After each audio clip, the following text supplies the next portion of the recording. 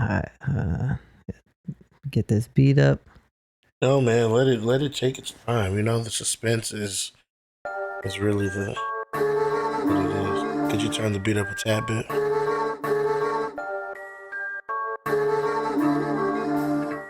Yeah. The opposition's making propositions, trying to get in my position. Couldn't understand my compositions. Even if I sit and watch the pencil, they can't comprehend it.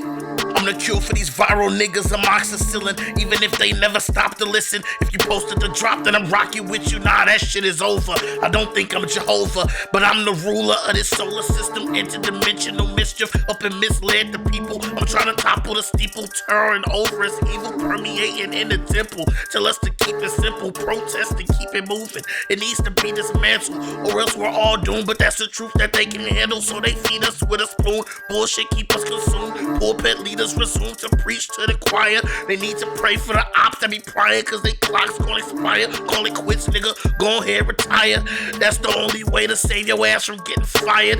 Catch you while you driving and air it out. They keep firing ambient bloody violence. Hearing ambulance sirens, another body dying, and another black mama crying. Damn.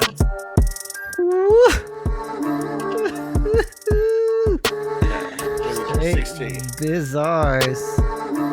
Damn. You know, I was gonna try to spit something, but after that, I think I'm gonna let that thing go. You can rap. You can rap.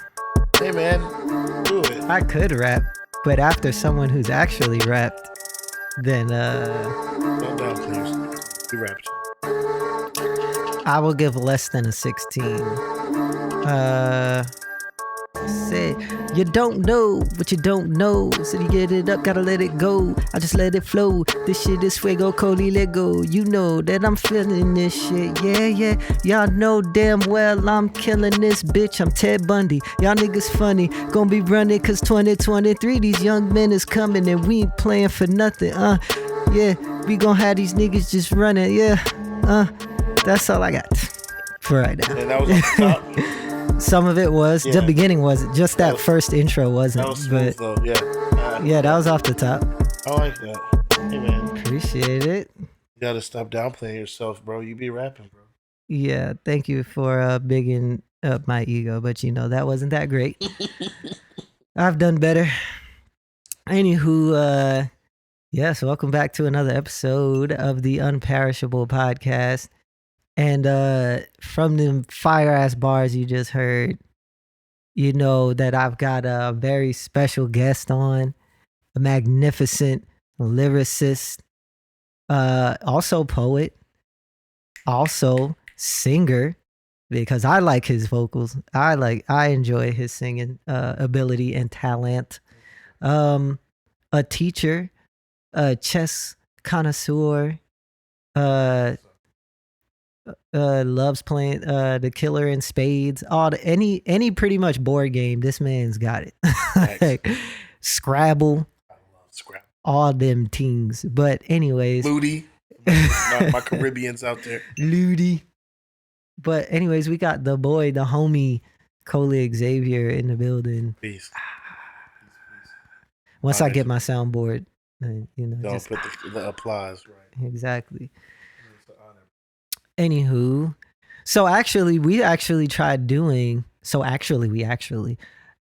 we tried doing this podcast once before, and the computer crashed.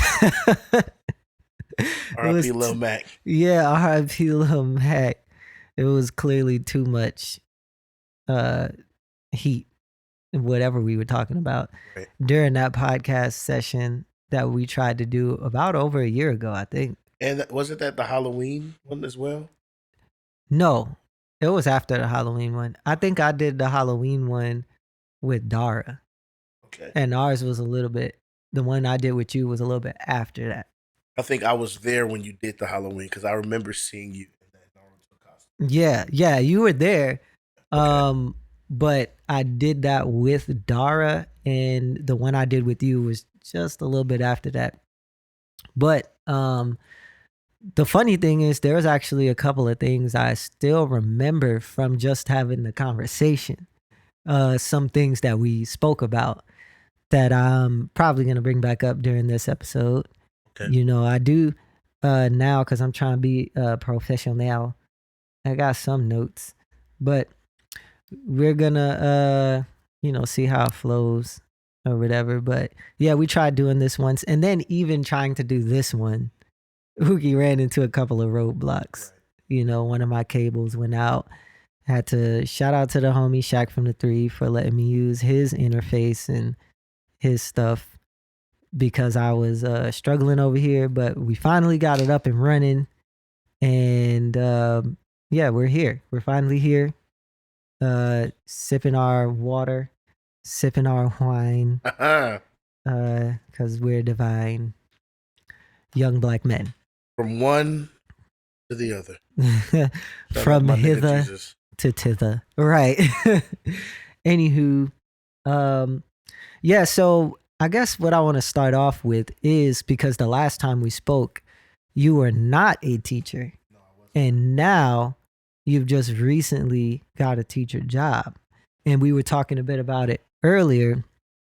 Your I guess I would say struggles, but also just the ups and downs of learning from being a teacher and what the job entails, because most of us are not teachers. So like how is the new job, and how'd you even get the job or get into this job?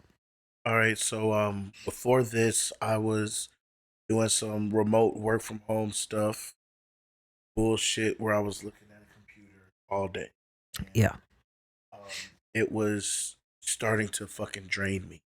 I was working from 11 a.m. to 8 p.m. Sheesh. Yeah, it was terrible. I think my off days were like Monday and Tuesday. Or no, Tuesday and Wednesday. It was terrible. I hated it. And I was just like, fuck it, and I quit. And I was without a job for a few weeks. Or maybe I was without a job.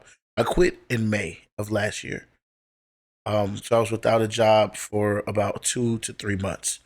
And I have a friend of mine, shout out to 17, Holly Grove. 17. 17. She has said, oh, Coley, because 17 works at a elementary school.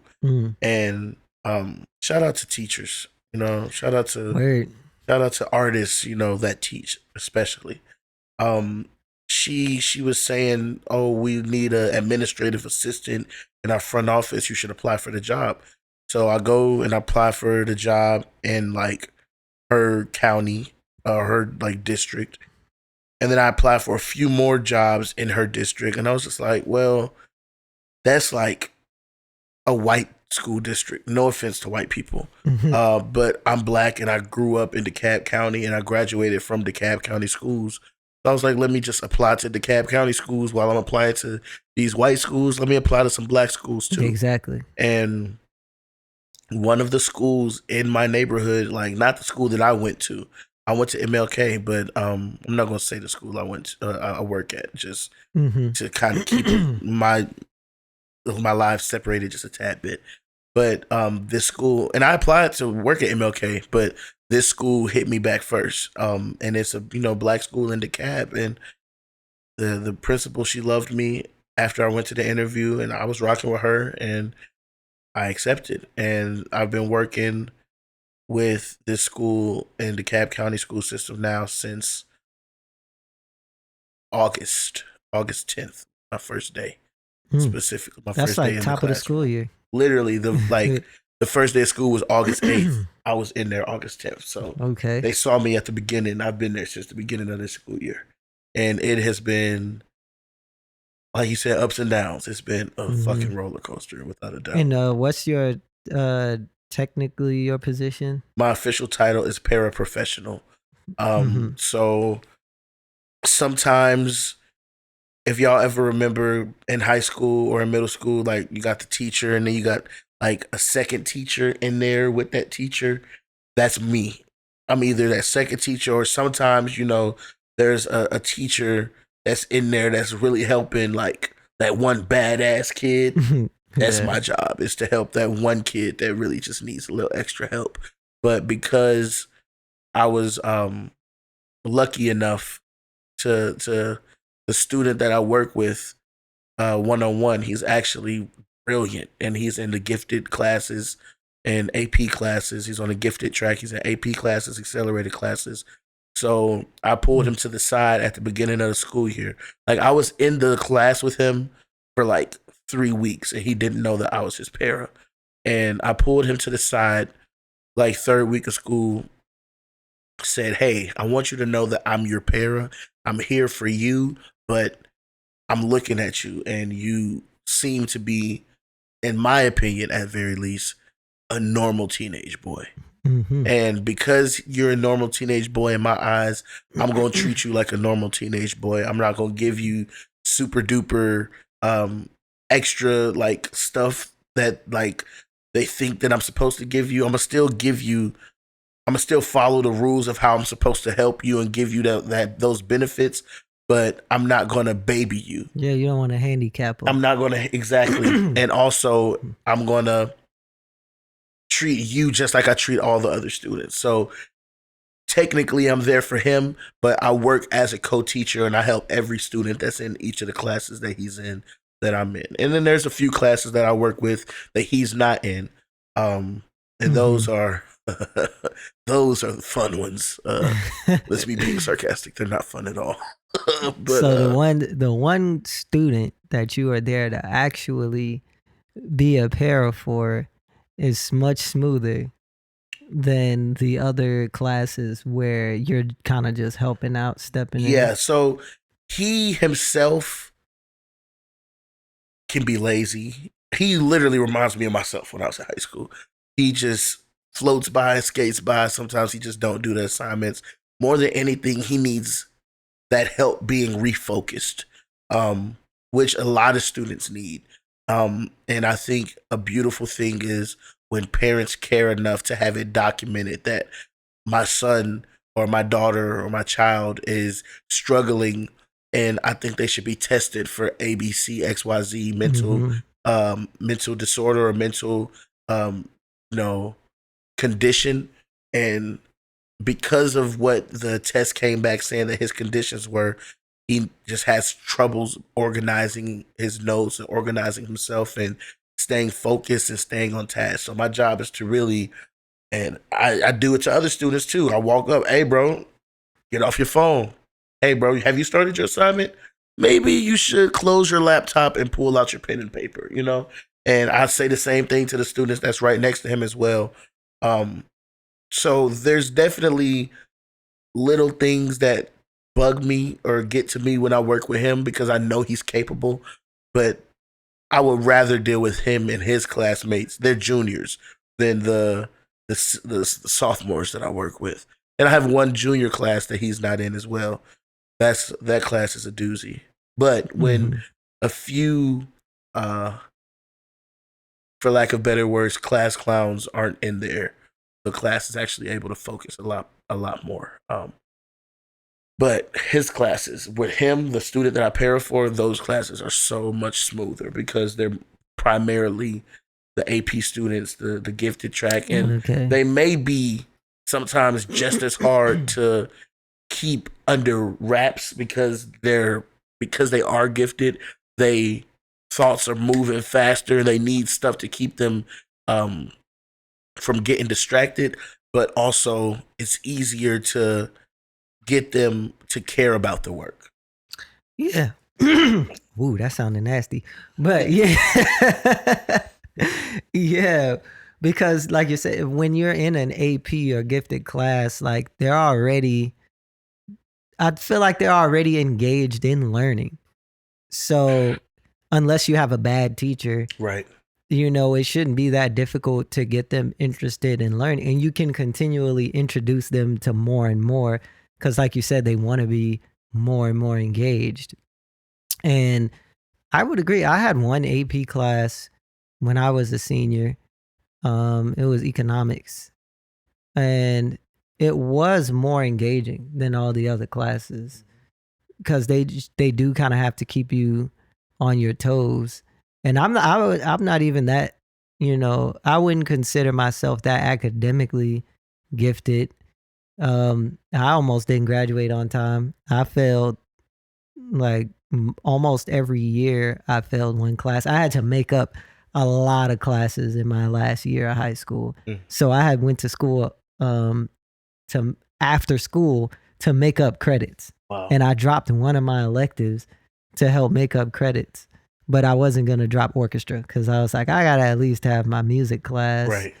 And every other class, that last year was hard. But it was the first year I got like an A in math and just excelled. Like my grades were phenomenal that year because I was like, I'm not about to be kept back and I'm gonna fucking graduate on time. Right. Like, but yeah, I could see that as far as with gifted kids. So he is on a spectrum. Yes, he is technically on the autism spectrum. Okay. But yeah, like but if you saw him, you wouldn't know. If you talked to him and interacted with him, you would have no clue. You would think he was a regular teenager. You pull the mic a little bit closer. But yeah like no, the other way. Like, and speaking to this part. The side right here. Gotcha. That's where the thing is. But I kind of just lost my train of thought. Spectrum.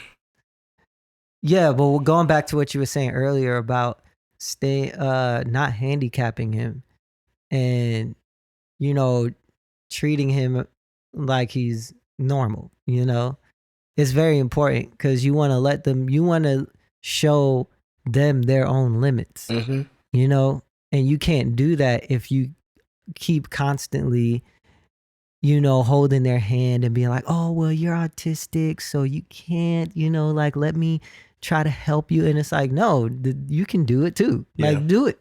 You might just have to find your way of doing it, or you might, things might just be a little different for you, but I'm not going to handicap you. I'm not going to keep holding your hand. You can, you're fully capable of excelling in this world on your own merit. He is brilliant. He is literally brilliant. He's in the 11th grade and he reads and writes on a freshman in college level. He's brilliant. So I get in his ass the same way I do every other student, but I especially get on him because I know he can do it. Right. I've seen his test scores from years back to today. Like, I see the test scores. I know what he's capable of. And I wouldn't even put the quotations around like, oh, I'm treating him normal. No, he is normal. Right. He is literally normal. And I had to pull him to the side on Thursday. This past Thursday was their last day this week because they had a 4-day weekend, the students did. And I pulled him to the side. I was like, bro, you're not doing it. And like, just, you need to talk to me. You got to tell me why you're not doing your assignments right now. Oh, he's like, I got a lot going on mentally. And I'm like, well, you got to let me know what's going on, because if I have a meeting with your mom and your teachers and everybody that's going to be in this meeting, and they say, well, hey, why isn't he excelling? Why isn't he turning in assignments? All I can say is, well, he's distracted on his phone and on his computer. But if you tell me, well, this is what I'm going through, I can say, oh, well, he's distracted because he's dealing with this mentally. And these thoughts that he's dealing with and these feelings that he's dealing with is keeping him from being able to focus on his work. Therefore, to avoid completely shutting down socially and mentally, he will then distract himself with his technology. And I had to tell him, like, unless you really give me an idea of what's going on, there's no way I can really come to your your defense, or like make a claim about why you're not doing what it is you're supposed to be doing as a student. Right. And like, I was a scholar myself. I never necessarily considered myself the best student, but I always consider myself a scholar. And to be working in a school now, I definitely understand that different students have different levels of ability. But even that being said, I tell the students I believe in all of them.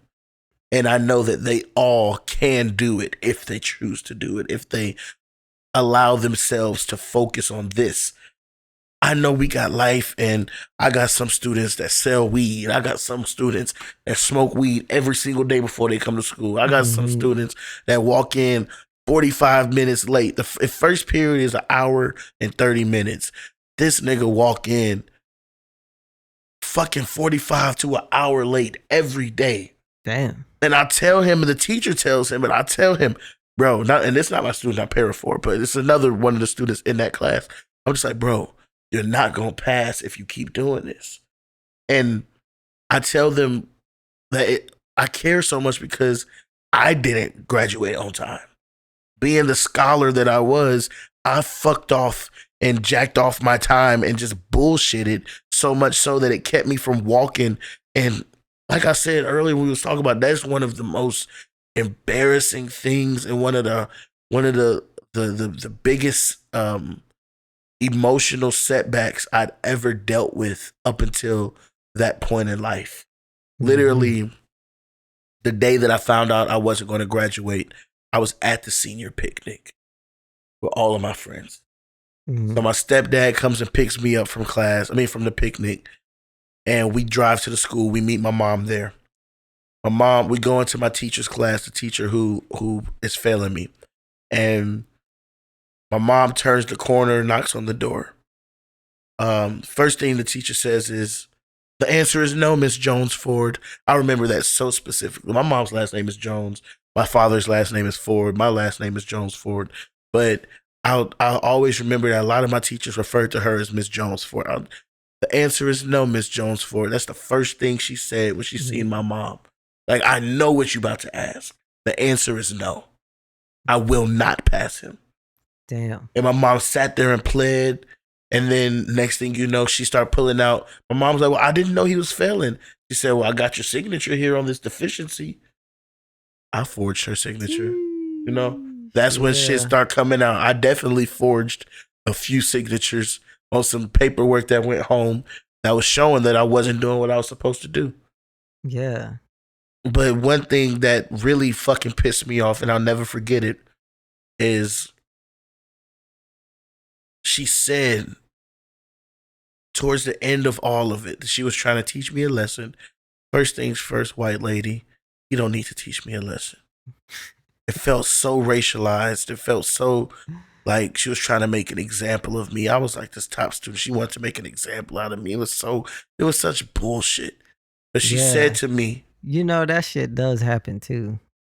Bro, she literally said, "I guess you shouldn't have been bragging to your friends about getting an 80 on a test that you didn't read the book for."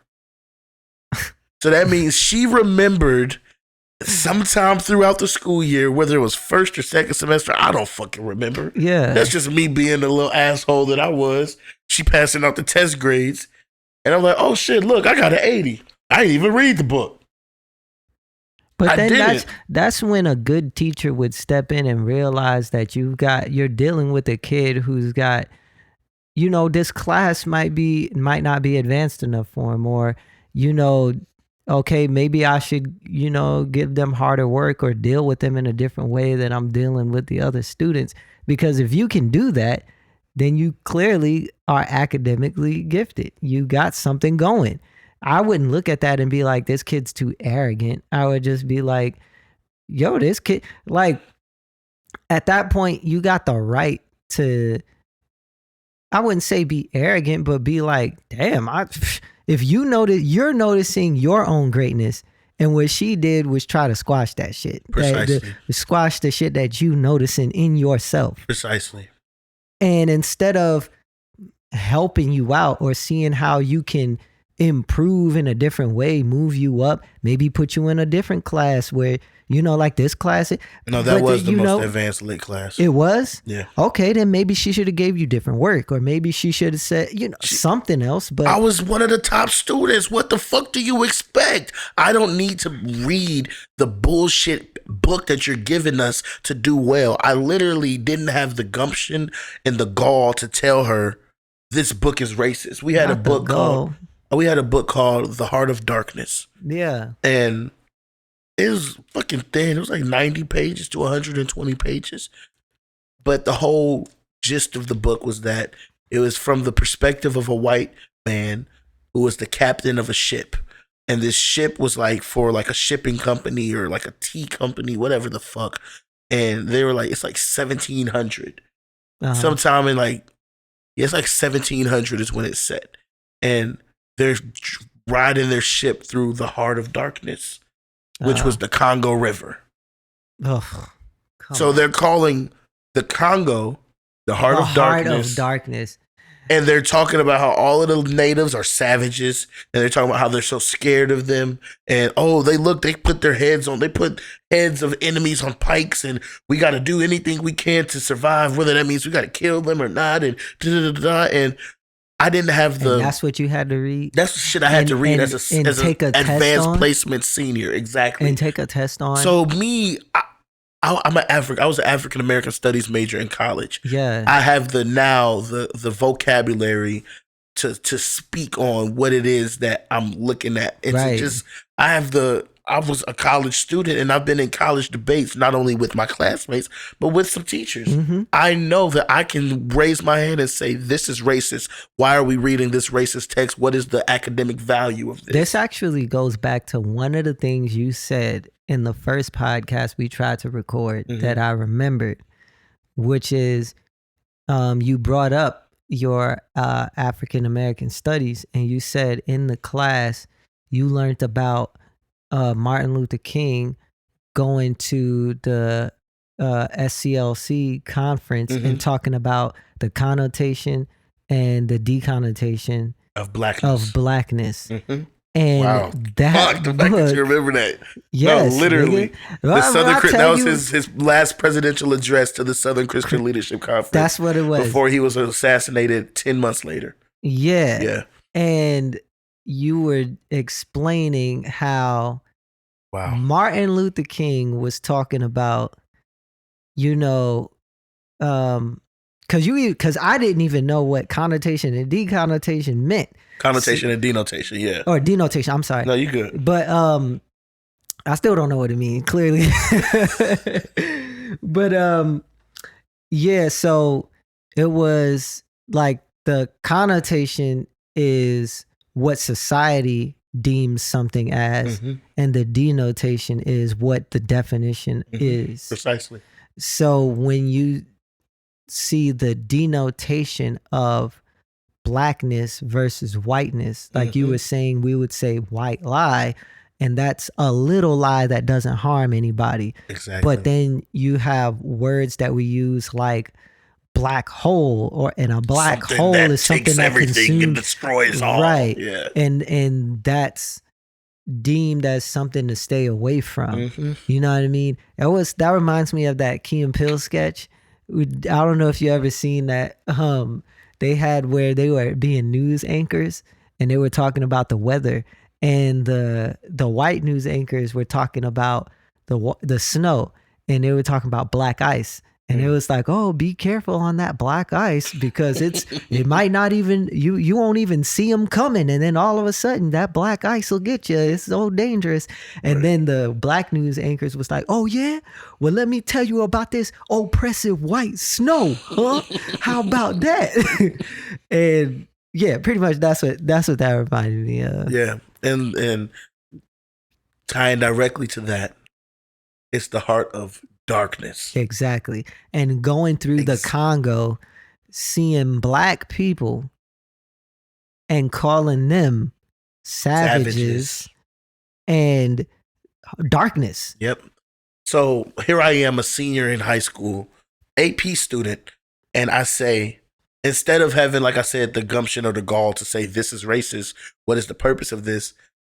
That's why I relate to these badass kids that I see in classes. It's like, why are we doing this? What's the point of this? That's what I used to say. I could conceptualize that it was racist, but I couldn't verbalize it. I was still trying to conceptualize all of it. All I knew was that something in my spirit told me this isn't for me. So I'm like, what is the point of this? Why are we reading this boring book? Yeah. And all she would have to say is, oh, Cole, this book is a literary masterpiece. Who gives a fuck? When I have this conversation with teachers that I teach with now, they say she's wrong. And then she was supposed to talk about it with the lens of an analytical lens of, okay, this book is a masterpiece, but what did it do to society and the way that it had people be viewed? It's just... Because who gives a fuck about your opinion on whether something was a literal masterpiece or not? The shit is racist. Literally. If I'm telling you that this shit is racist and all you got to tell me is you didn't even say, no, it's not. It's just, but it's a literal masterpiece. Take that shit and shove it up your ass. No, literally. I don't give a fuck. And I think that's why it's so important that I am in classrooms today. Exactly. You know, that white woman, there was times where I had so much love for her, and she knew me since I was a freshman. I was in a poetry team in the poetry club at that school since I was in the 9th grade. She was the poetry club sponsor. Mm-hmm. I was like one of the head poets, one of the top poets of the school, one of the top rappers, top artists of the school. She knew me. She was my teacher as a sophomore. So you had me in poetry club 9th to 12th. You taught me previously in 10th grade. Here I am as a senior. You know I'm a good kid. You know I'm a smart kid. But you also know that if this shit ain't about to keep my attention, what the fuck? Explain why I need to understand it, right. And then I'm gonna be more willing and more engaged in the lesson. But this shit felt like it wasn't for me. It felt like it was something that was meant to harm me. Mm. And nonetheless, I didn't read that fucking book. No. But I still got an 80 on the test. And that was all I was saying to my homies. Oh shit, look at that. And she needed it to make me an example. I didn't read the racist book, and I knew it was racist enough to pass the goddamn test. But that's some craziness. All of that being said, you know, I try my best not to call women bitches, so I'm not gonna call her a bitch. I'll do it for you. That white lady was a bitch. And I'm not gonna say her actual name, but if she ever sees this, you know who you are. You tried to teach me a lesson. I could respect that, but sometimes I feel like bad teachers and bad like people, they should get, outed. Fuck you, lady. That's all I have to say about that one. Pause for 1 second. Could you plug the phone up? I forgot to do that. Gracias. You're a star. Estrella, ain't that? Yeah, estrella. Yeah. If I had sponsorships, that would have been a good time to like cut it in post and put like the fucking advertising. Yeah. You know what I'm saying? You still may there's anyways room for it. You may have a sponsor before this post. This is a sponsor for Coley Xavier. Go check out any of his music. Check out his Instagram.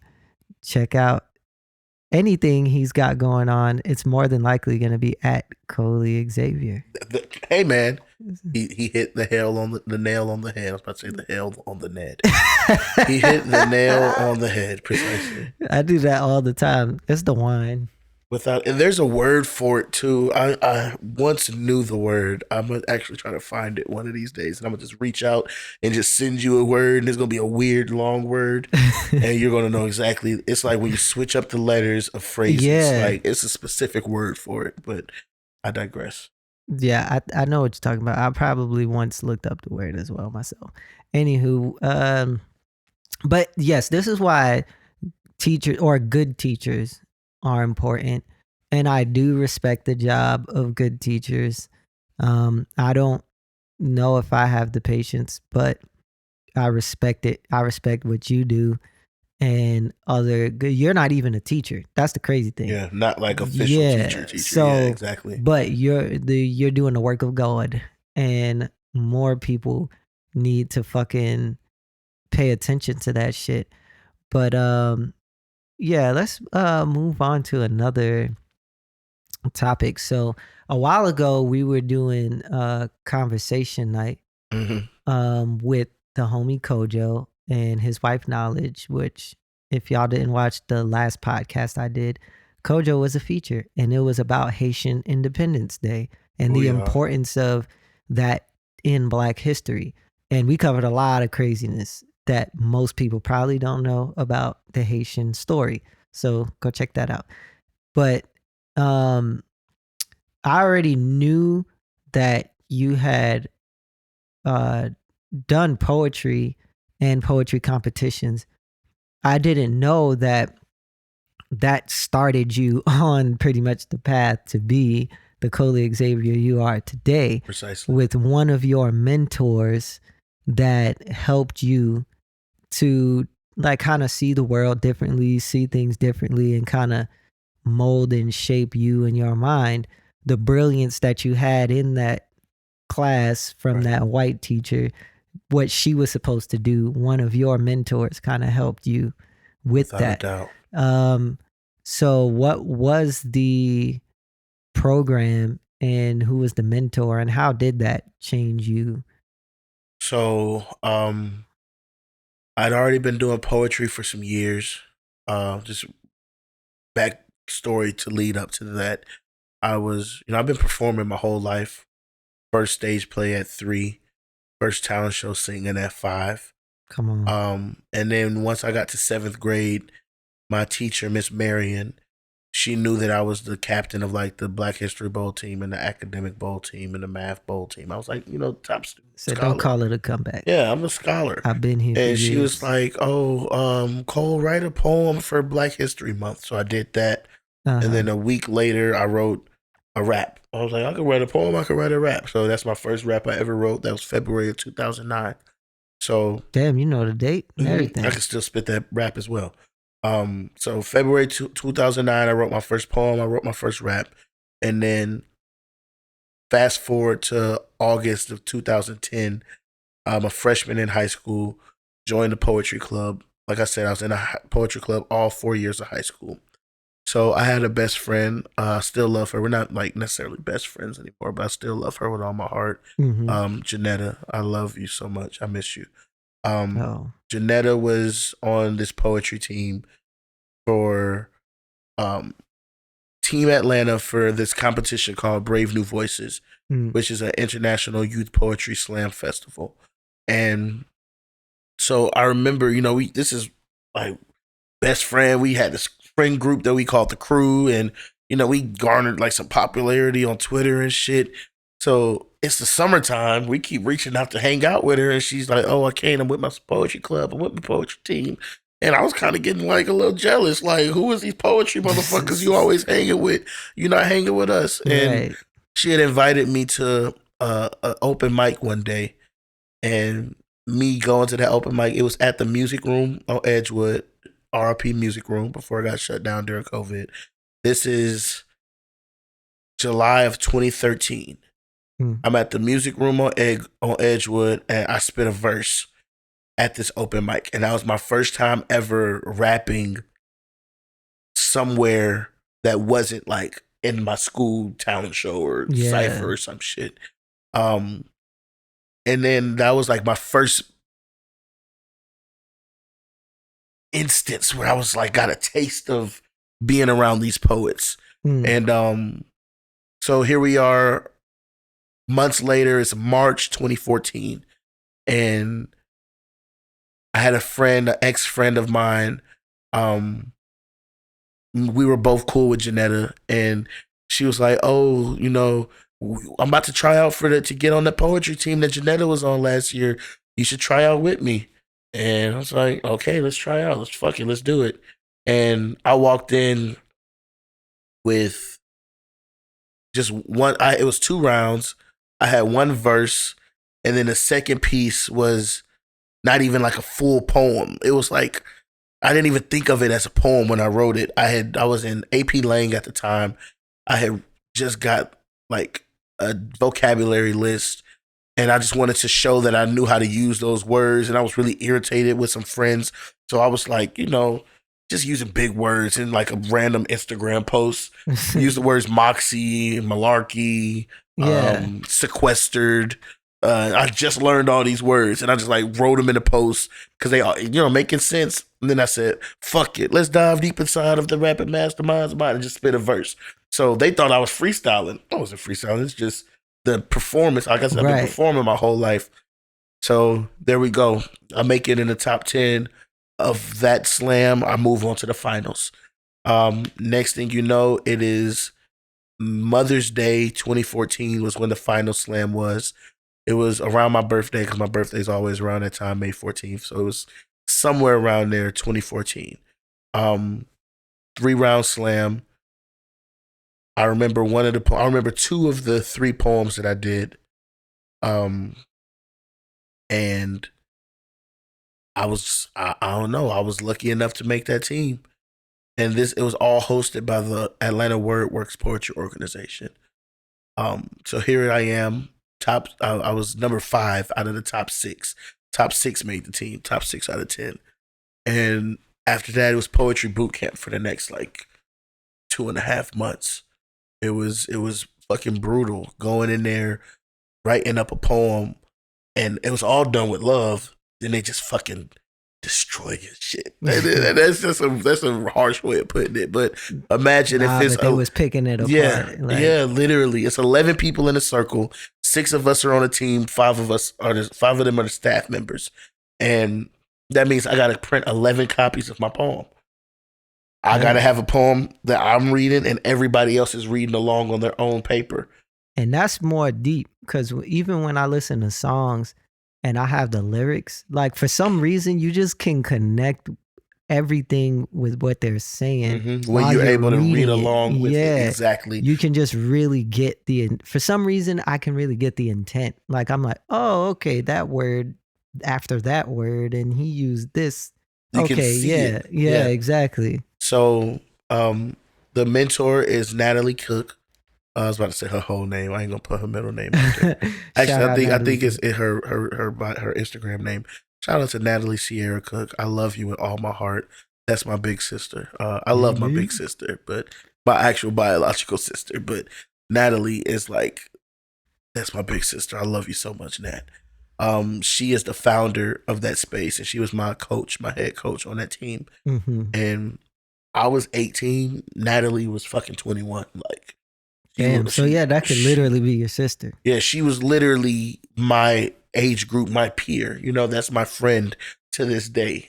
Still my friend, still my sister, still my mentor, whether she realizes it or not, whether it's very explicit or not. She's always going to be one of the most positive influences in my life. And, she created this space where we come in and we just, we get to express ourselves. And quick rewind to the graduation thing, not graduating on time. There was a time where that day when she picked me up from after we left the classroom, and I knew I wasn't going to graduate. I'm walking down the aisle and I'm punching lockers, and at least 2 to 3 pop open, because I'm punching them with all my might. The lockers literally swing open as I'm punching them. And I punch at least 9 to 15 lockers. 2 to 3 just popped open. And my mom's like, "Cole, stop. They gonna call the police on you." I'm like, fuck. We go home. I'm in my room, door closed. My mom's in her room, door closed. And I'm laying in my bed, curled up, fetal position, crying, wailing. Literally wailing. It's a comical reenactment, but wailing to the point where my mom starts crying because she says, "I've never heard my baby boy cry like this ever." So that shows just how much I would cry.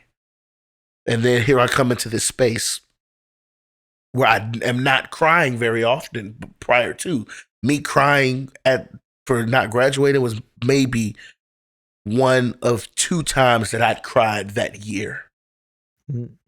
But then I come into this space that Natalie's helped curate and create and craft and just foster. And my first time crying in there, I wasn't even crying for me. I had a teammate, Francisco. I love you, Fran. That's my brother. Fran was spitting a poem, and then he was talking about his experiences, and I just couldn't help but cry. I was just overwhelmed with emotion, and I couldn't hold it back. So the tears that I was crying weren't even for me. And then next thing you know, everybody in the circle crying. And then somebody else spit a poem a few days later. And damn, now I got to cry for that because I can't help but feel what they're expressing. So now once it gets to a certain point where I'm crying in this space, For me, it don't even feel like out of the norm. It's just like, it is what it is. Like, I've been moved to tears. Who would I be to try to fight them? Yeah. Who would I be to not surrender fully to the emotion that I feel in that moment? And So that lets you know the comfort that you, and the comfort and the bond and the connection that that was created in that space, without a doubt, to where you can let that go. Because if I'm not comfortable, even if I feel like crying, I'm gonna suck that shit up and just be like, nah.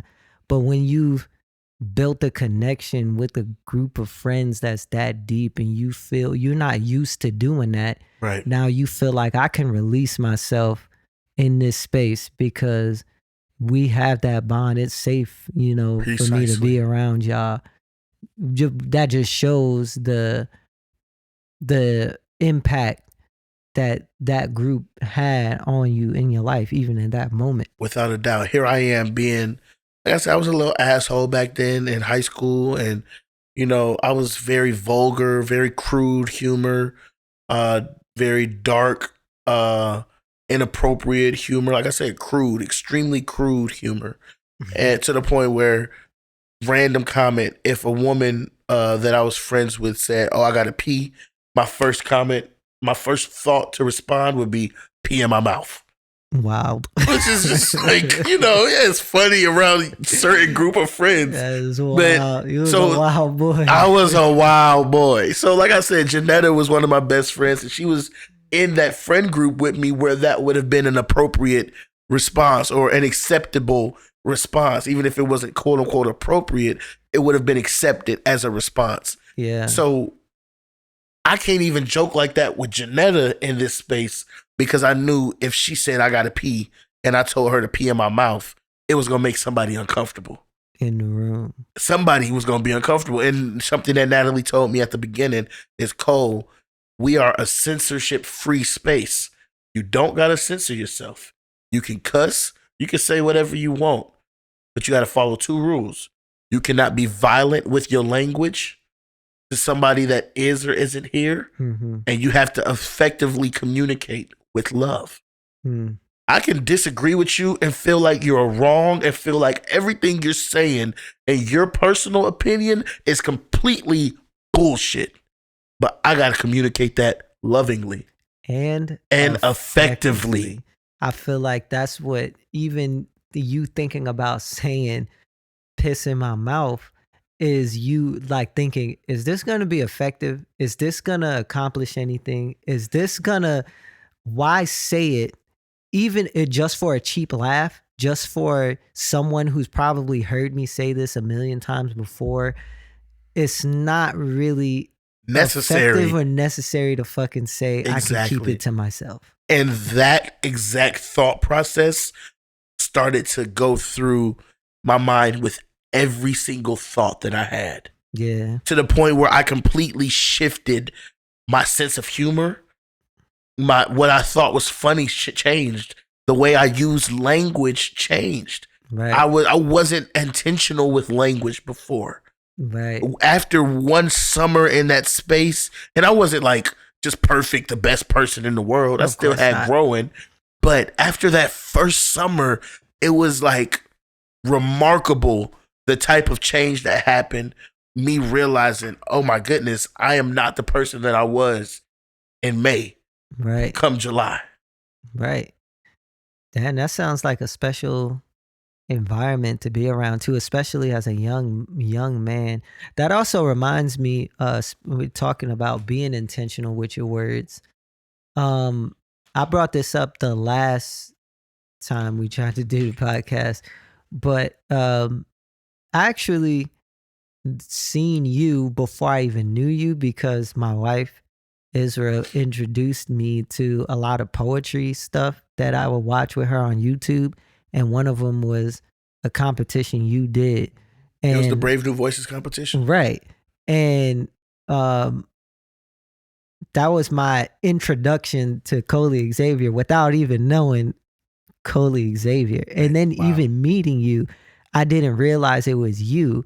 It wasn't until months later when my wife brought it up and was like, remember that one thing I showed you? And I was like, oh shit, yeah, that is Coley. Damn, that's crazy. Like, what was very impactful even seeing it the first time. So, you know, a lot of the things that came out of that, even without us being directly associated with Brave New Voices and your mentor, the result of that is you and your group doing poetry that we saw that impacts us.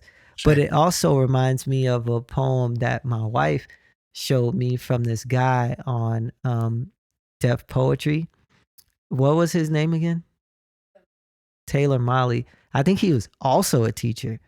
And he had a poem talking about being intentional with your words and speaking with diction, because he was saying that people don't. We use a lot of words like and you know and like maybe and yeah, I want that done, but you know, it's okay if you, and it's like he was saying, you know, I'm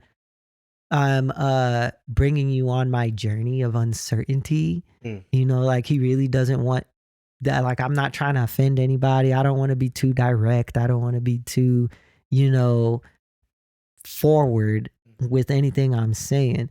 But that's just being very unintentional and not like you kind of never get what you want. Right. And never get where you want to be doing that. And even that poem affected me throughout I still will, of course, speak in that way, but I try to not say as or like or you knows, or even if I have to pause for a second and just be like, what am I trying to say here? Yeah. I don't mean that word specifically, or let me get more, you know, let me dig deeper for the word that I'm trying to say, or the sentence that I'm trying to build to explain exactly what I'm trying to say. And I don't hit it on the mark every time, but I do think that causes you to just think about what you want to say before you even say it. And you get better and better at that. And then you kind of even figure out who you are. Like, what do you actually want to say? Exactly. What do you want to portray to people, to the world, to other people in one-on-one conversations? What do you want to keep for yourself? You know, what's for your closest friends and what's for everybody else? What do you actually believe in or not believe in? But when you just used to talking and spouting things off at the mouth, and like you were saying, like you had learned in Brave New Voices, it's not always effective. Right. Well, in Atlanta word works, but yes, precisely. Oh, yeah. It's okay. No, you good. You get my point. No, without a doubt. I think something, a thought that was formulating while listening to what you said was intentionality leads to an increase of agency. And when I say agency, I mean like, I'm exacting agency over myself and my actions. Right. And it's like this is what I'm choosing to do because this is what's best for me, or this is what I want for myself. When you're more intentional, it leads to that naturally. It leads to you understanding the types of things that you do and don't want around you, the types of energies that you do and don't want to interact with. Right. I partake in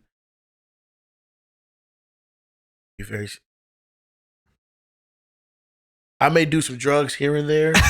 I'm just say it. Fuck it. If somebody finds it and they see it, so be it. Right. I may do some drugs here and there. Actually stop smoking weed, but I may partake in medicine.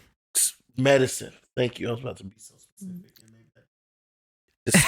Discretion is so important. Thank you. Discretion. Yeah, but I was thinking sometimes being intentional or speaking effectively is just knowing the right picture to form. Precisely. So it's not necessarily the biggest word or the like pinpointing this exact word, but sometimes just painting a picture. Without a doubt. speaking metaphorically or in a way that people can just grasp what you're saying. You know what I'm saying? Yeah, I know. I know. So I may partake in some medicines here and there. Indeed. And I was at a party on this medicine, and I'm already a pretty observant person. Yeah. But when I am partaking in that specific medicine, I'm hyper observant. I'm very, aware of my surroundings, aware of the energies of people. And you were saying, fuck, you were just saying something about, damn, it connected directly to it. I'm sorry, I can't directly use exactly what you were saying to bring up why I said it, but long story short, here I am at this party and people coming up to me that I'm just sunk in the couch, just like this on the couch to myself. And here comes people. Oh, Coley, and I'm just my mind. I'm just like, that just doesn't feel genuine. But Right. I don't need to tell him I don't feel like he's being genuine. Mm-hmm. I'm gonna just still shake your hand and be cordial. Right. And it's like, somebody else. Oh, Cole. I'm like, that feels like, kind of just like some opportunist shit. But I don't need to just tell this person that I feel they're being an opportunist right now. All I'm going to do is make a mental note to myself, and then keep moving how I'm moving. Because here I am to myself, not even really looking in anybody's direction, but these people keep finding a reason to want to speak to me about whatever they want to speak to me about. And I think I wouldn't be able to be so cool, calm, and collected in situations like that had it not been from like the personal growth that I experienced in Atlanta where it works. I always say it at A-Dub, that's shorthand. In A-Dub, That's funny because in my mind, I was literally just thinking AWW. Yeah. But I didn't think A-Dub. I was like, aw. Right. Literally. No. That's what beautiful. I thought. But in A-Dub, there's three things. If you come in willing to learn, willing to let the experience happen for you the way it's supposed to, you'll walk out a better poet. Mm-hmm. You'll walk out a better performer. But most importantly, you'll walk out a better person. Amen. And one more time, huge shout out to Natalie Cook. If it wasn't for Nat, I wouldn't have been able to get to this place. And I am extremely proud of her for now taking her time to herself, because it takes a lot of energy, both emotionally, mentally, and spiritually, to put so many young people's needs in front of your own. Yeah, and so many young people's growth and healing in front of your own at times. She had to remove herself so she could go to grad school, continue following her dreams. She actually became a teacher as well. She was a double major, got a double major, graduated with 2 bachelor's degrees in English with a concentration in creative writing and Africana studies from University of Wisconsin. What's that city? So she's out in Wisconsin. No, she's here now. She's back now. Okay. Madison, Wisconsin. Like Frank Kaminsky, the white boy, the Badgers, like the W, red W. Yeah. Wisconsin. Okay, yeah. So she was out in Madison, got that double bachelor's degree from there in 4 years. Fucking amazing. Then she came here, was working with us. And then when she left, she went to NYU grad school, at the Gallatin School for Individualized Study. And she's fucking brilliant. She's my superhero. That sounds amazing. She's my superhero. And once she finished that, she got her graduate's degree, and she was teaching in New York. But she had been putting other people and youth. Like, she literally, when she started Atlanta Word Works, she was 16 years old. That is amazing. And so, to be putting so many people's healing and growth before your own in a lot of ways, for so long, it started to take a toll. She just had to focus on her. And I'm so proud of you, and I'm so happy for you. And you deserve to focus on you, Natalie. Indeed. Without a doubt. I love you hard. Indeed. That sounds really amazing. As an amazing person. Because I was literally just going to ask you, like, oh, is she still doing any of these things? Or is she still around? Because I would love to talk to her. But she may be willing to talk to you. I'll try to put in a few strings. She lives not far from me. She's on the east side. Okay. Yeah. Well, yeah, if it happens, it happens. But, right. I'm trying to invite her to a show at Heirloom, but I just want to give her the time to settle in. And she's somebody very special to me. So I don't want to ever put her in a place where she may be overwhelmed because she's so empathetic and just so easily able to feel and empathize with the people around her. I don't ever want to put her in a space where she may be overwhelmed energetically. Yeah. And not saying that, I love Heirloom. Shout out to Heirloom Entertainment Studios, one of my favorite places to be. Not saying that there's anything bad about that space, but because of the artistic expression that goes on and the amount of it there, I know that there's a possibility for it to be overwhelming if somebody's very sensitive to energies like that. Yeah, for sure.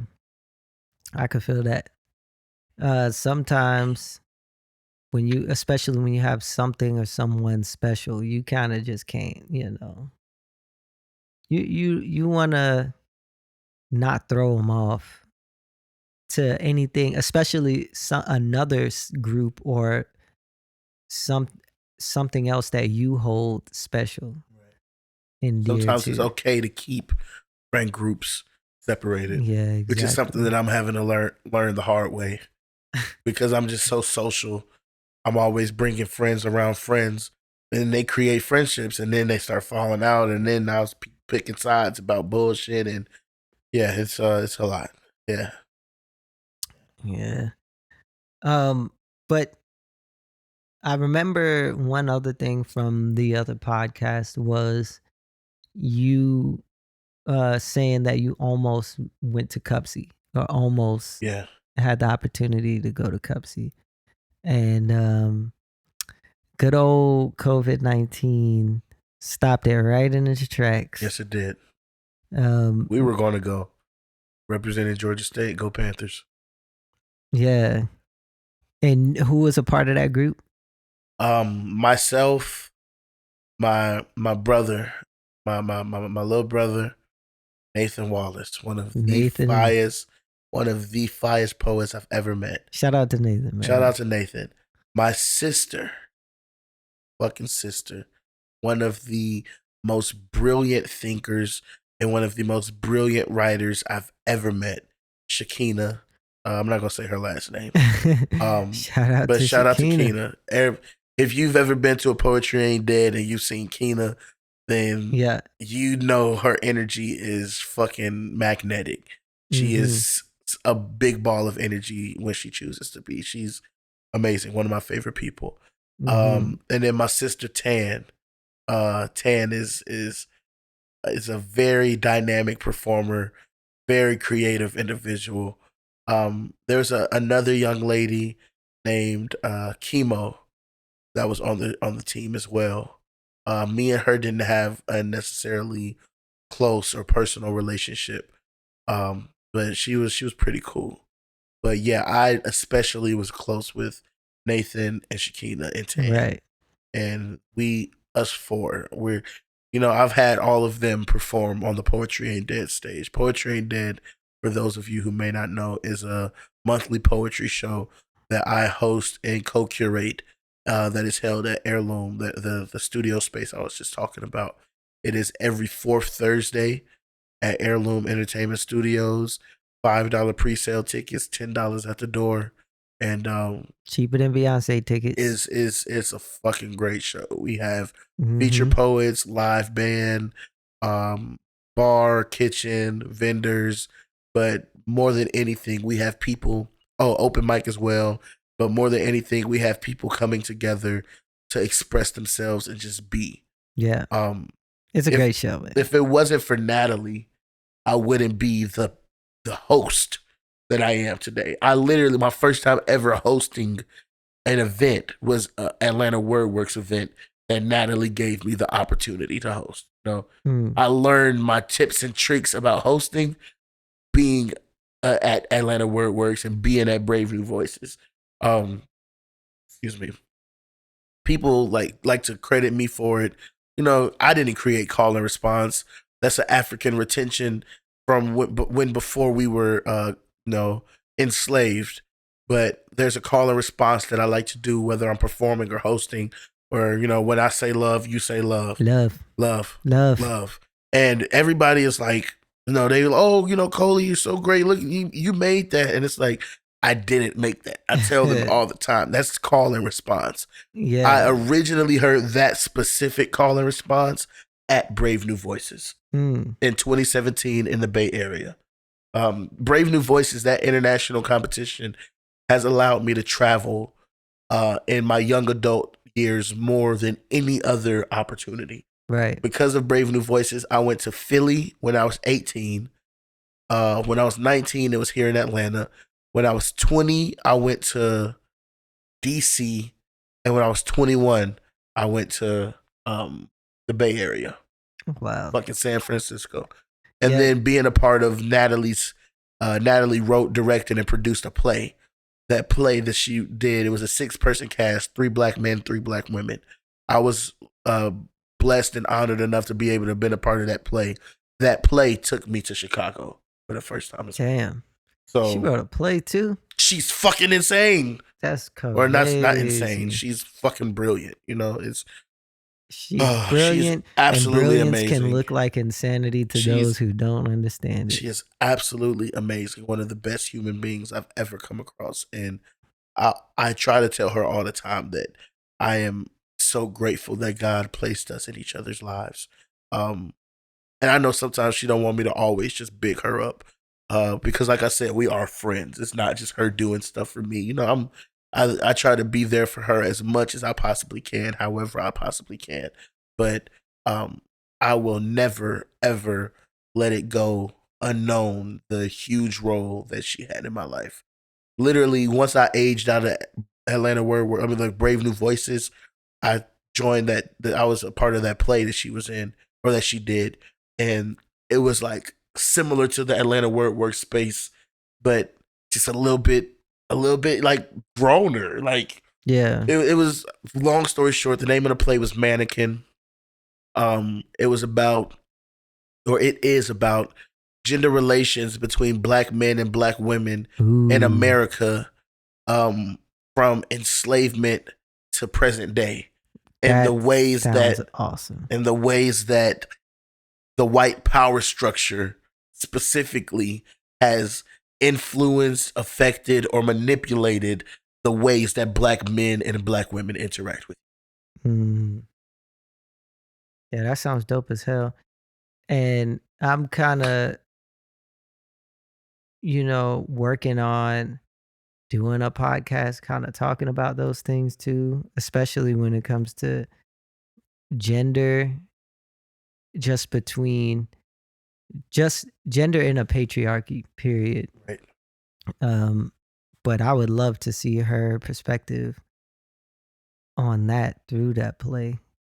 That sounds fucking dope. I've been talking about trying to plan something within our community where we can do a viewing, and I think I would want to do it at Heirloom, but also I want to do it somewhere where it's like designed for people to sit and watch something on a screen. Exactly.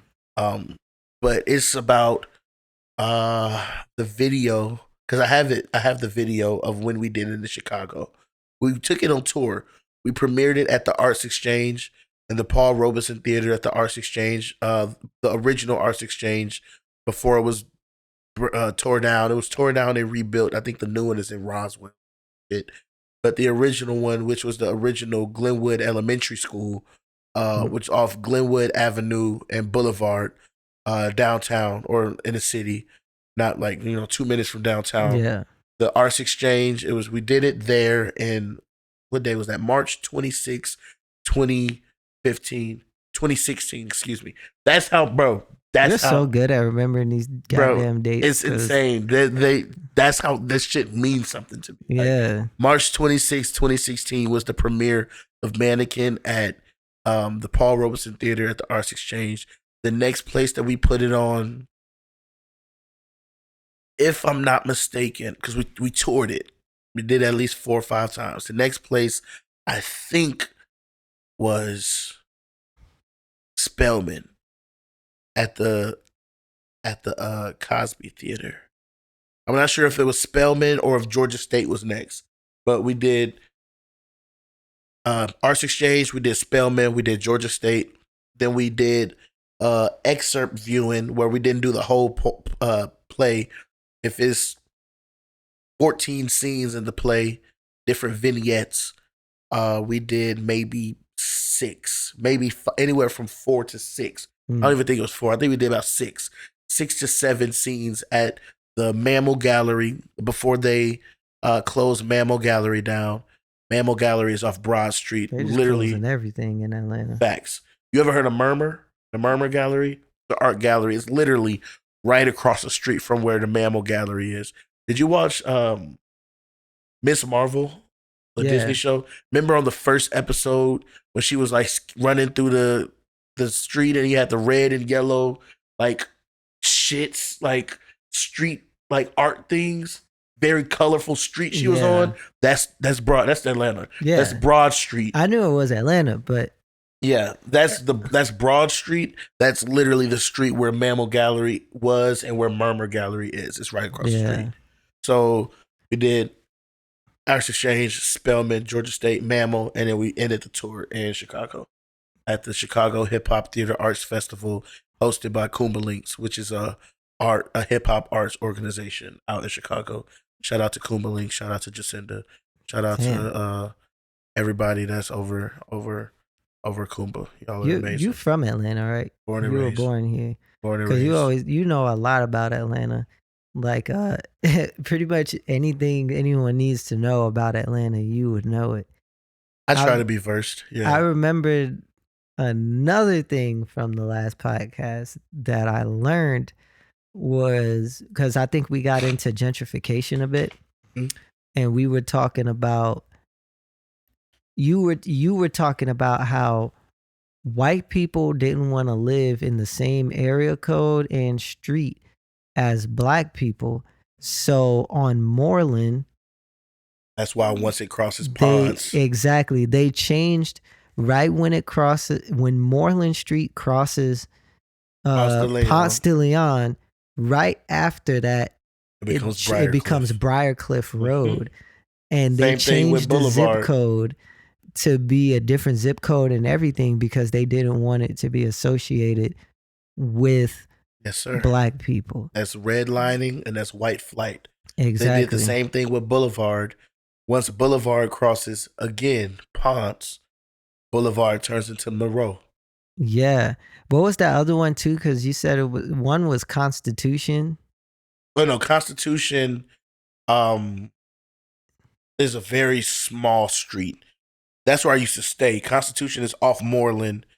It's right around it's right down the street from the Starlight 6 drive-in. Yeah. And it's on the backside of Thomasville Heights, the Thomasville Heights community of East Atlanta. Didn't they change it from Constitution to something else? Constitution literally, or not? Oh, I'm not thinking. Ends on Jonesboro. It's right up the street from Heirloom, actually. Not Constitution. I mean Confederate. Oh yeah. Confederate Ave was over there off of Moreland Avenue, not far from Moreland Avenue at all. Like Confederate Ave turned into. It like was a connector street to Moreland. Right. There's a Church's Chicken, and like a Aldi. Is there an Aldi right there? I know it's a Sonic, It's a Sonic right there, and then like a little plaza with a Subway. And across the street from that is the Church's Chicken. That's across from the plaza where the old Value Village was on Moreland Avenue. That's Confederate Ave right there. But they changed it from Confederate Ave So like to Unity or Ave. something. Yeah. Man, get the fuck out of here. You I mean, can't look just at change the name one, of the one of the shit. most famous streets in a city, Memorial Drive, that goes from downtown all the way to the east side, like through Decatur, Yeah. all the way to Stone Mountain. Yeah. What do you think Memorial Drive is a memorial of? It's not a memorial to Martin Luther King. No. It's a Confederate memorial. You know, because Stone Mountain is it's a Confederate memorial. Precisely. You they know, etched the Confederate generals in the fucking side of the Stone Mountain, which is really just a big ass hill. they Stone literally Hill. they used to fucking burn crosses at the top of it and have their for the KKK meetings They at the still top do of it. They still do. Wouldn't be surprised. Yeah, man. You know, I love my city, but also with that, I have to be realistic and recognize the ugly truths about it. And I'm privileged enough to have been able to attend and graduate from a post secondary higher learning institute, and you know, it's a lot of the shit that I know about the city and the way I know the city so well, other than like living off of Moreland for a time being, was because I went to school in the city. Right. No, I went to Georgia State, which is in the heart of downtown. I learned the city like the front and back of my hand because of that. And I learned a lot of the history of the city because of that and because of what my classes were centered around. Yeah, I did. When I first moved out here, we was living in the Bluff. Yeah. But then we went to Gwinnett County. I went to a school, elementary school in the Bluff called, wait. Yeah, it was called M. Magnus Jones. And we went from there we lived on Brockett Street. But then from there, we went to Gwinnett County. And it was just a major jump from being in the ghetto to being like, my dad was so fucking impressed because he's from New York, he's from Harlem, he's from the hood. All the schools up there look like prisons. Like that's the type of schools I was going to when we lived in New York. And he was like, yo, y'all got like a salad bar. Y'all got the food was still fucking crap. Cool? It wasn't no goddamn salad bar. It just looked like a fucking it looked like, I was gonna say, shit, that's impressive to me. You know how like when you go up to the thing, like it just looked like it was set up buffet style, but it wasn't really that. There was still somebody behind. Yeah, like plate. You still had to like get the food from them. It just looked a little nicer than what he was used to. And he was like, nah, yeah, like, y'all gonna get a good, education here and da-da-da-da. Little did he know, not really. Like, I think some things were good. Like, Gwinnett County, I think, is supposedly one of the top counties for education in Georgia. But I think a lot of people moved there that started fucking it up. And my parents started realizing that when we went to high school. But I still graduated from a school in Gwinnett County. But I do think it's important because once I got out of high school and I didn't go to Georgia State, but I hung around a lot of my friends who went to Georgia State. And it did kind of help me with knowing the city, navigating the city, and being just around different shit and different culture than the fucking suburbs. But I think especially having a black child, like I don't want them to just go to a school that looks nice and is full of white people just because I think he's gonna get a better education. Right. I want him to be around a more mixed crowd, but definitely where he's not gonna stick out like a sore thumb and people aren't gonna understand his culture, but he can also get a mix of other people's cultures and understand where things come from. You know what I mean?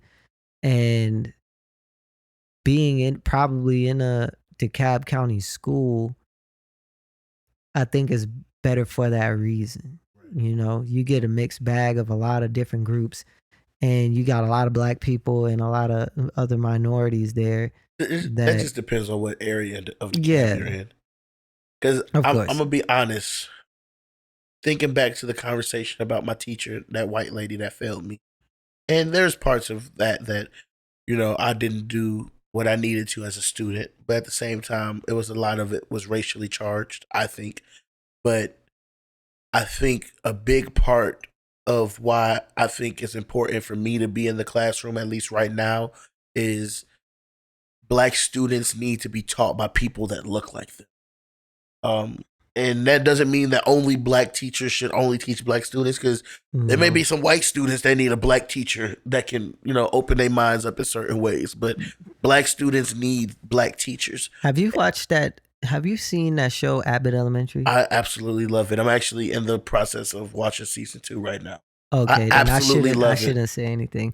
There's definitely an episode that touches on that, where a parent gets mad because one of the white teachers was teaching them about history or Black history on Black History Month. Was it Melissa or Jacob? It had to have been Jacob if they get mad. Yeah. But Melissa real about the shit. Jacob is still no, but he wasn't saying anything wrong either. You just gotta watch the episode. I don't want to like. But it's in season 2. Yeah, it's in season 2. It's like I think one of the last episodes that just came up, but it does kind of touch on that. And in that episode, they were definitely right, but there's always exceptions, right? You know, and I think I don't just think, I think black children need black role models and black people to look up to them, and I think that's what having a good black teacher does to black children, just like white children get to see white teachers and have role models. Right. And you can have role models clearly of any race, or any gender, of any kind or creed, whatever, you know, of course, I've seen people that were not black that I could look up to and say, man, that's a stand-up person. You should strive to be like that person. But I also do think it does something to your psyche when you see people that don't look like you all achieving something but you. Right. And you feel like you can achieve some shit, and you even can achieve some shit. But then you still kind of feel this weird out of place feeling. You know what I mean? That if there were more black people that you were able to look up to, you would not feel that way. Exactly. I'll say I was, and again, I'm a black man, so I recognize oppression that I may face, but I'm still a man, so I recognize the privilege that I receive and that I face, but also because I didn't, you know, go through maybe the same economic struggles as some of my friends, some of my peers, or some of my family members in St. Louis. I was privileged growing up in DeKalb County, which was at some point in time like the second or third richest black county in the nation and the first richest black county in Georgia. Whoa. Like it's a beautiful place to have grown up, and you know it gets a bad rep now.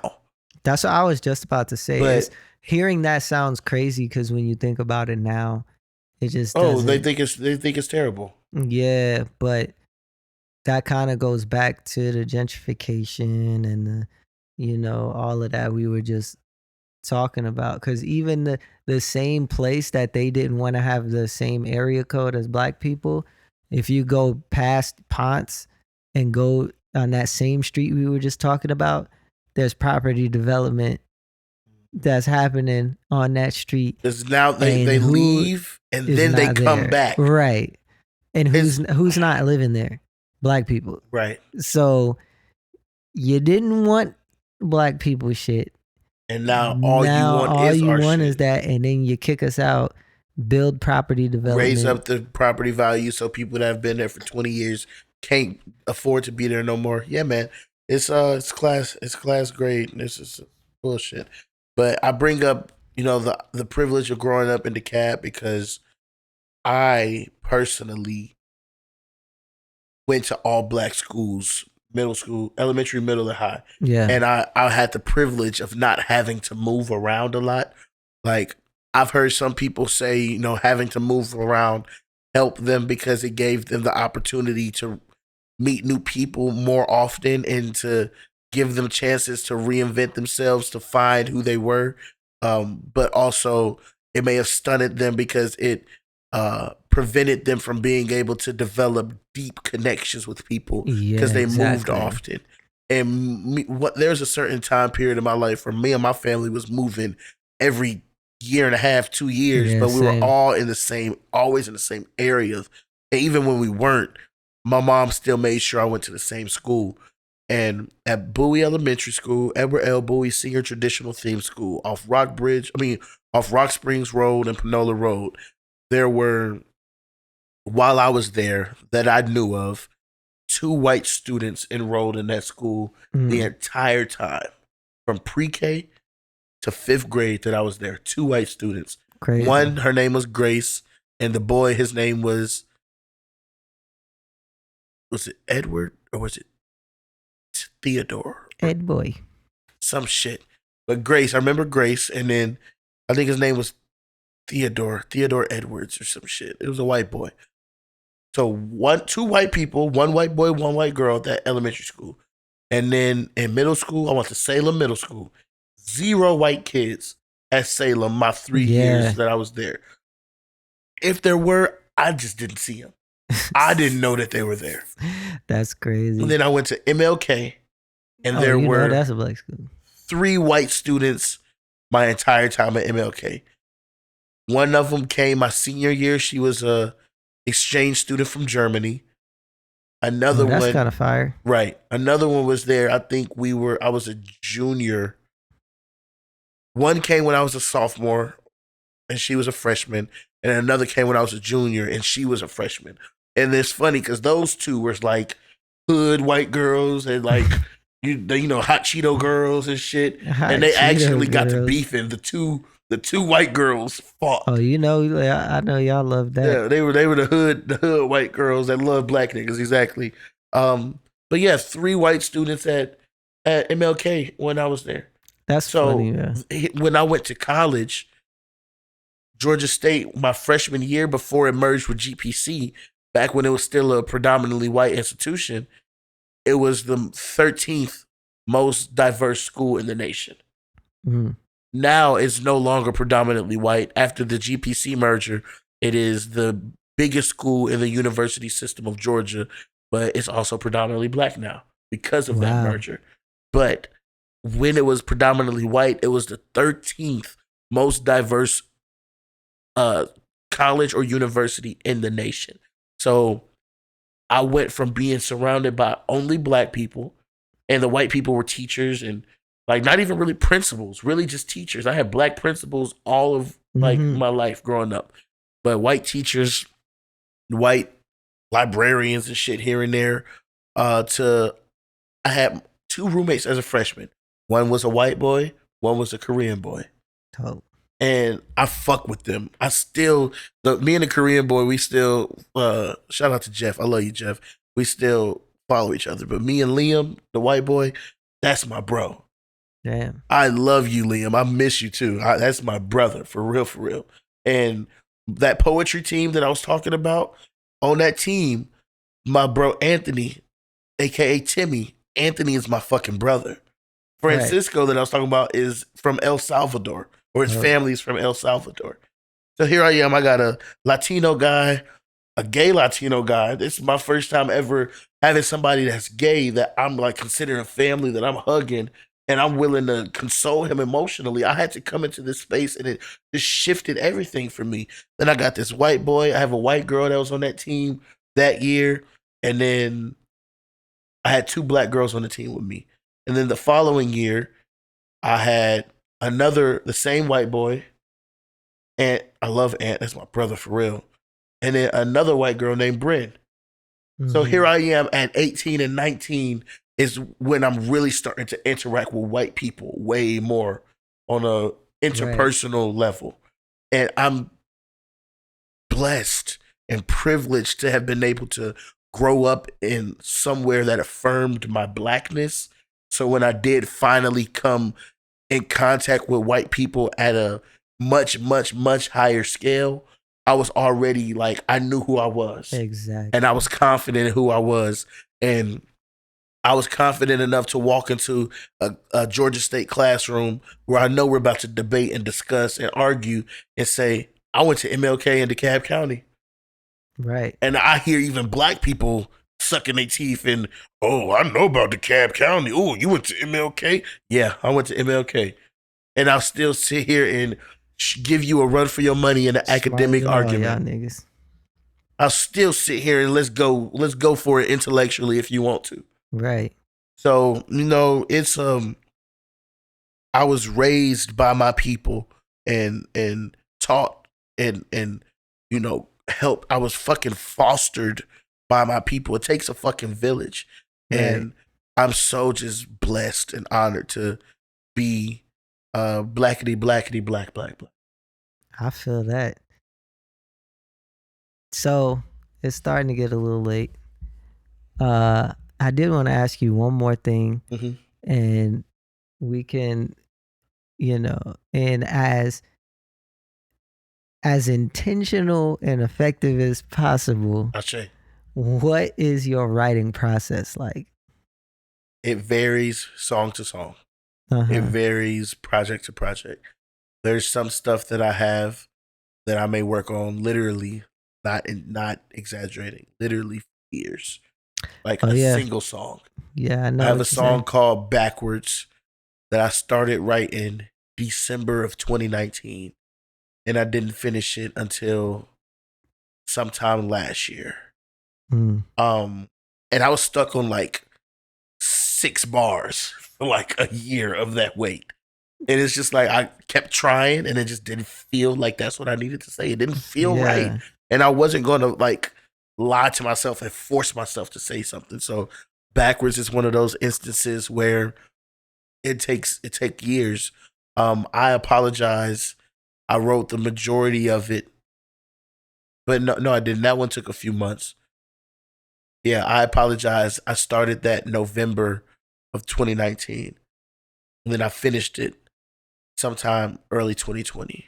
Or no, I think I finished it in 2019 as well, actually. But yeah, that one took a few months. But then I got a song called Prince of the Palace, and then a song called Let's Settle Down. And these are more recent. I wrote those, was that 2021 or is that 2022? I wrote those in 2021, but it took me an hour and 27 minutes, like right at an hour and 30 to write each song. Yeah. So an hour and 30 for Let's Settle Down, and then an hour and 30 for Prince of the Palace. And Prince of the Palace was like a story where I'm like doing storytelling and talking about my life growing up in this like specific apartment that I remembered, that a lot of my memories, like this apartment complex and specific apartment that I remember growing up when I was like 4, from like 4 to 6. And that one it took way more like work and intricacies to write it. But then Let's Settle Down was just like way easier to write. It still took about the same amount of time, right around an hour and a half, but it felt so much easier to write. But it's funny because the one that was easier to write, it took me like an hour to record it because it was so many layers and so much arrangement I had to do with vocals. And then the one that was so much harder to write, Prince of the Palace, I laid first take, one take. It took 5 minutes to do the whole song, So sometimes it's stuff like that. I got a song with my homie Moody where we sat and wrote that whole song in like 45 minutes, me and him. So sometimes I can sit and, depending on the energy, I got a song with Wizard Craig that's going to be on his album called Jungle Time. And I had the beat I don't even know if I had the beat prior. I just sat down and it took me maybe like 2 hours to write that song that night. Right. So I may write it that night whether I'm in the studio or whether, I wrote Prince of the Palace and Let's Settle Down sitting on my mom's front porch smoking a blunt, like at 2 in the morning, 3 in the morning, finished them laying down in my room like 4 in the morning. So sometimes it takes literally an hour. Sometimes it takes months. Sometimes it takes years. It starts with, well, sometimes it just may start with a bar. So for Backwards, for example, long story short, power was off. I'm outside charging my phone in my mom's car because our power in our house is off. And phone is plugged up, and I was listening to Neighbors by J. Cole in my head. So I turned it on the car speaker, and I turned the volume up, and then I closed the door because I'm outside smoking a blunt. Can't smoke a blunt in my mom's car. She wasn't going for that. Right. So I'm leaning on the car, smoking a blunt. I hear the music playing through the car. I had it going on shuffle afterwards. And then the song For Your Eyes Only came on. And I'm freestyling to myself over that beat. I'm not really paying attention to the words that much because they're muffled, the doors are closed, but I hear the beat very perfect. And I said the line while freestyling to myself, you got the star sparring with a god, spell star backwards. That's what y'all been from the start. Spell spar backwards. That's what I give from the heart. And I was like, hold on. Damn. You got a star sparring with a god. Spell star backwards. That's rats. That's what y'all been from. Spell spar backwards. That's raps. What I give from the heart. I was like, damn, that's hard. But then I was like, star sparring with a god. What does that mean? So then I had to make it make sense. So I started at the beginning of the verse and worked my way all the way up. And that star sparring with a god is the last line of the first verse. Yeah, that's the type of shit that I'll do too. So sometimes I start with the last line. I got a verse with the homie TR3, Fecal Matters. It took me like a year to write that. The video is actually about to drop very soon. Need 333 comments on the teaser, and we drop the video. But it took me like a year to write that Fecal Matters verse. And then I got another one with TR3 called Free. And that one, it took me a few months to write that verse, but the first line that I wrote is like in the dead middle of the verse, Yeah. So sometimes I write some shit and then I I don't want to start with that. I got to piece things around and make it make sense and work my way up to that. So sometimes I just start with words that I have in my head and I just write down the words and then I put it to a beat. Sometimes if I have a beat, then I let that be like the canvas and I just go from there. Usually if I have a beat, I'll usually start from the top and write it down. But it literally varies song to song, project to project. It's all about what I'm feeling in the moment. It's all about not just the energies of me, but the energies of everything going on around me. Right. It's about what I've been intaking lately. Like Backwards, the Backwards song is one of my favorites to talk about because it's so nuanced what I was talking about. I was listening to, it's right when Wu-Tang American Saga first season had just finished. Yeah. And right when the first season finished, like the minute that I finished the last episode of season 1, I downloaded Into the 36 Chambers on my phone and started listening to it. And like it became one of the most listened to projects on my phone for the next 2 years straight. I still will listen to it just when I'm feeling it. Or if I say, hey, Google, play some music to my Google Home, there's a chance that it'll start playing. Yeah. There's a chance that one of the songs from that will hit my favorites. So I started that Backwards verse. I entered the 36 chambers. Every single one was hyperbolic. Yeah. So instantly I got one reference to Wu-Tang, one reference to Dragon Ball Z. So then I started just getting different Dragon Ball references throughout. And then that's the star sparring with a god. I'm the star. Goku's the god because he went Super Saiyan God. But that's me giving it away. Niggas gone. It's still recording?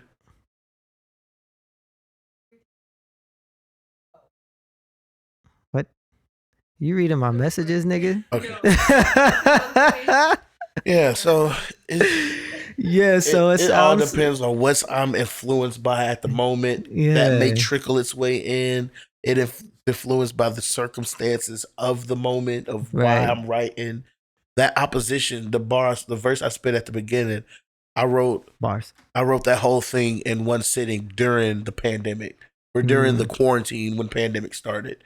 Like quarantining with my shorty at the time, my on again, off again. I still, and I'm staying at her spot, and I was writing bars, like bars and bars and bars and bars, and I only started it because the name of it was Ops because a beat that I was writing it to was named Ops. So I started it, the oppositions, making propositions, trying to get in my position.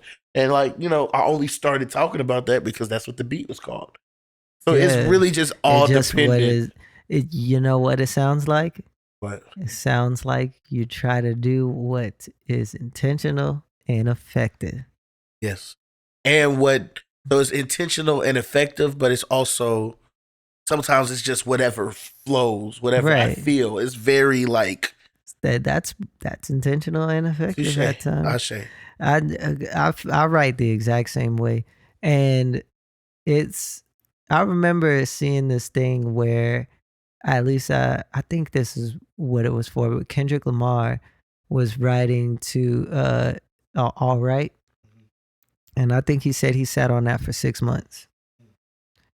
So, man, it doesn't really matter how long it fucking takes you to write a song. Right. Just as long, because so many, especially nowadays, I see a lot of people that'll be like, man, I just go in there and turn on the beat. And a lot of people just record bar for bar. Right. So they'll just hit the beat and then say their first line, like whatever comes to their head. And then think about it and then punch in the next one. And then punch in the next one and then punch in the next one. And then you got a song. Sometimes that makes it heat. Yeah. And it works, but that's also kind of like a speed run version of writing. Right. And I don't think it's always, like, sometimes you need to sit on something and just be like, man, especially when it's something like where you were talking about, where it's got intricacies in there. That's not just going to happen overnight. Like, you really got to think about it. Sometimes when I have that happen, I'll even look up words. And because I'll do stuff like, I want to say something like this, but I don't want to use that word. Like, if I want to say something about a star, and it's like, what's another word for a star? What's another, like, how, satellite. It's something like that. And I can figure, like, that word almost sounds like a better way to say what I'm trying to say, or what's a synonym for this, or what's the antonym for that, or what's a story talking about what I'm already talking about. Listen to that story, read the story, and see what the story is talking about.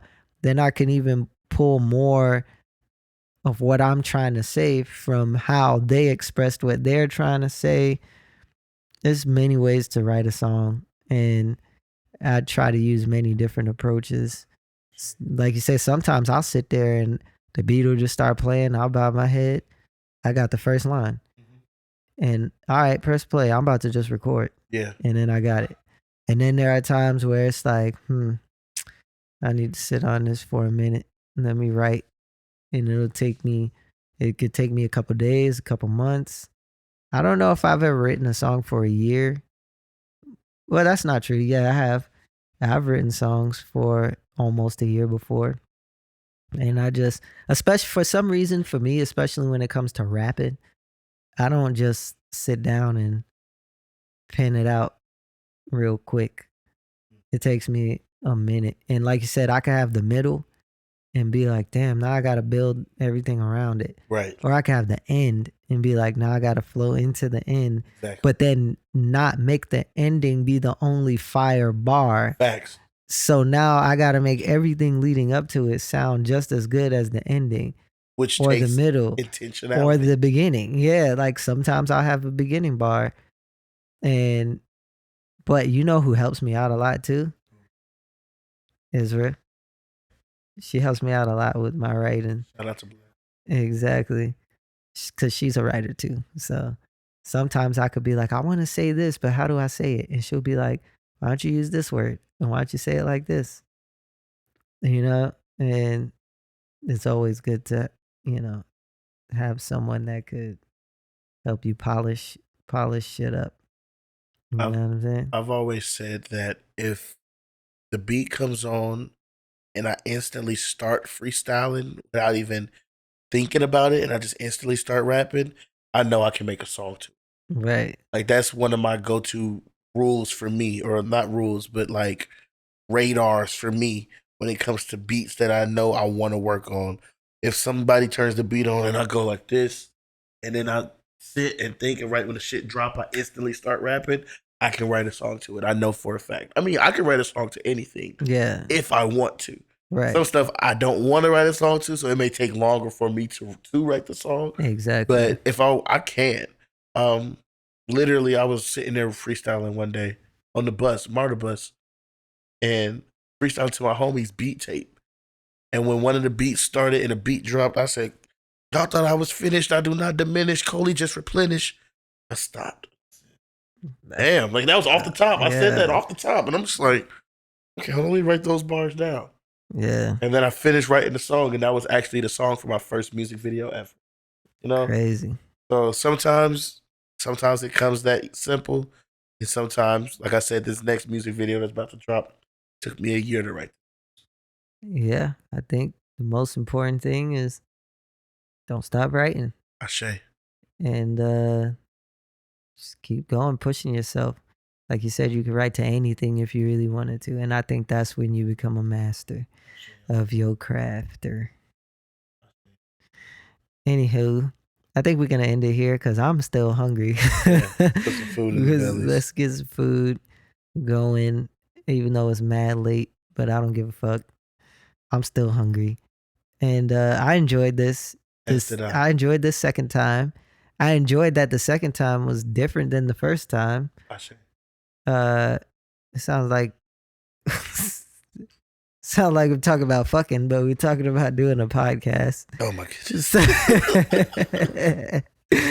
Either way, we're gonna do more of these, so don't worry about it. We're gonna have more time to talk about more topics and different things, right. Especially from someone who majored in African American studies. Without a doubt, man. Which is my jam. Shout out to Lisa Shannon. Shout out to Janie Asante. Shout out to Leah Bascom. Shout out to Janae Morris, Akinyele Umoja, and all of the amazing professors. Shout out to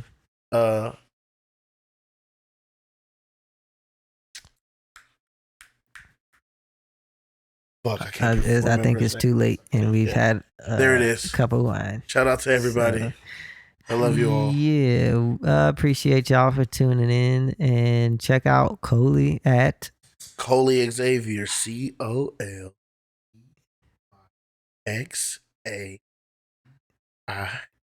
Hey. Indeed. I love you. Peace. All right. Peace out, everybody. Catch y'all on the next one.